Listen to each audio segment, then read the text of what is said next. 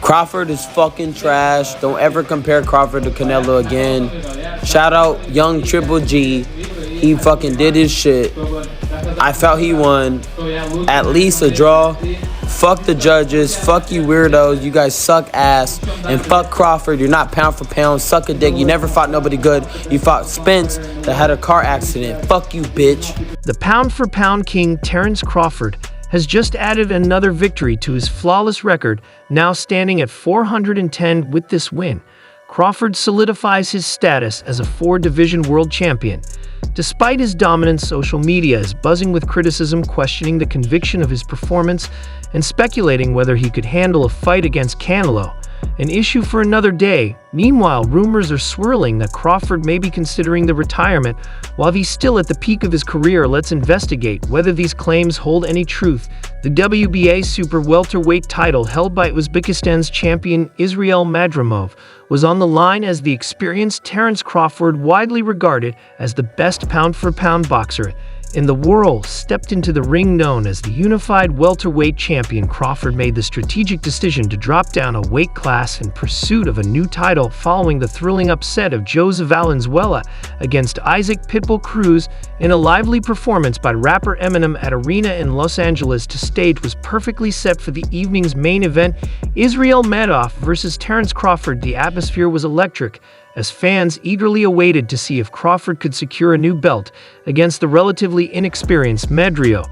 Everything was in place for the grand fight that everyone had come to witness. During the first 5 rounds, both Terence Crawford and Israel Madrimov were extremely cautious with each other. Those who thought Terence would have an easy fight were wrong, as Madrimov made great reads on Crawford's movements. Up until that point, there was no clear superior opponent. At the start of round 5, Crawford began landing more jabs to Madrimov's body. The fight was certainly not easy for Crawford, who was finally facing a worthy opponent that forced him to flex his fighting IQ muscles. Remember, the champ had 11 straight wins by KO. But tonight's rival seemed capable of breaking that streak. During the second half of the fight, Terence Crawford made significant improvements, but the bout remained tightly contested. In the championship rounds, Crawford landed more direct punches, though Madrimov still managed to score a few of his own, with the 3 judges keeping their scorecards close to their chests. No one wanted to be in their position at the end of the 12 rounds.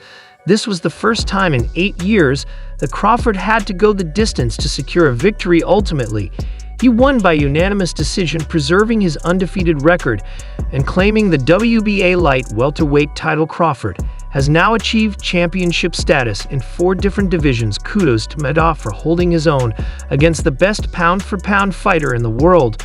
Meanwhile, unconfirmed words from Terence Crawford claimed that the 4-division champion was now looking to retire while he was still on top. Rumors of retirement around Crawford are not a new thing. Despite his impressive career, Terence Crawford has faced criticism recently for fighting just once a year since 2020 at 36. Crawford, who is still in peak form, is coming off a decisive win against Israel Madrimov. A fight which was expected to be closely contested might end up being both Crawford's defining fight and possibly his last, with the planned rematch against Spence now uncertain. Crawford, who boasts a perfect record of 41-0 with 31 knockouts, does not have a clear plan for his next fight or his future in boxing. In a recent post on X, formerly Twitter, Crawford hinted that he might retire soon, saying, "I might give y'all one more or not, because y'all don't know how to appreciate greatness when you see it."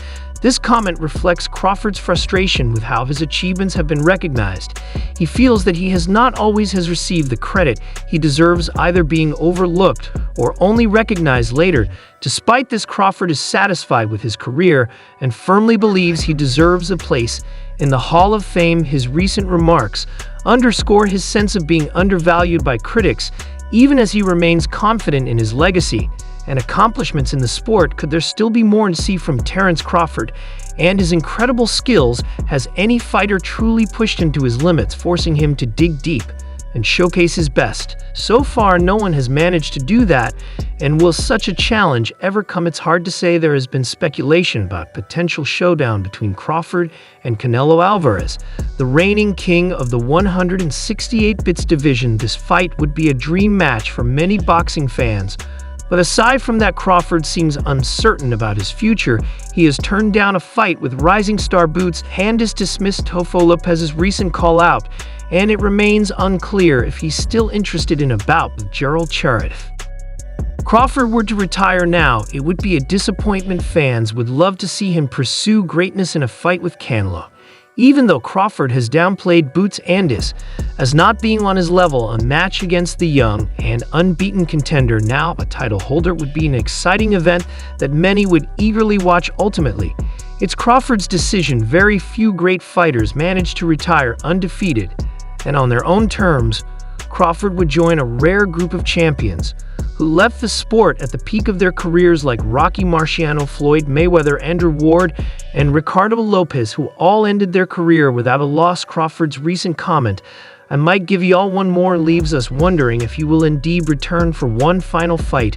If he does, the big question remains who will be his opponent. Ryan Garcia was being very vocal on Twitter after the fight, saying that Canelo would wipe the floor with Crawford. Forget about the Canelo fight. Terence Crawford should stay at 154 and focus on fighting top contenders like Virgil Ortiz and Tim Tszyu. Even about against Juraninas at 147 makes sense. This recent fight against Israel Madrimov showed that Crawford, despite his incredible skill, might struggle against bigger opponents. Madrimov, with his strength and durability, exposed some vulnerabilities that Canelo would exploit, potentially turning the bout into a one-sided affair. Crawford's power didn't translate well into the higher weight class, and he was noticeably outmuscled by Madrimov. This fight should put an end to any Canelo talk and redirect attention to more fitting challenges. A fight against Gerald Charlo would be a solid matchup for Crawford. Instead, it's clear that while Crawford is an exceptional fighter, moving up to face Canelo, who has excelled in multiple weight classes, would be a significant mismatch. This fight was a masterclass and high-level boxing strategy, and it definitely kept me on the edge of my seat. Here's how I saw it. Madrimov started strong, clearly taking the early rounds with his aggressive approach. I had him winning rounds 1 and 2, while Crawford edged out round 3. Madrimov came back to take rounds 4 and 5, but Crawford found his rhythm in round 6. The 7th round was tricky to score, and I gave the edge to Crawford. In the final round, Crawford, despite being a right-handed fighter, often boxes from the southpaw. Stands this contrast with Jair Enes, who switches stances more frequently. Crawford tends to switch to southpaw once he's figured out his opponent's patterns, using it to land more effective punches. Madrimov did a good job controlling his movements and picked up where he left off from his previous fight against Karanov. His jab was effective, but Crawford managed to land more decisive shots.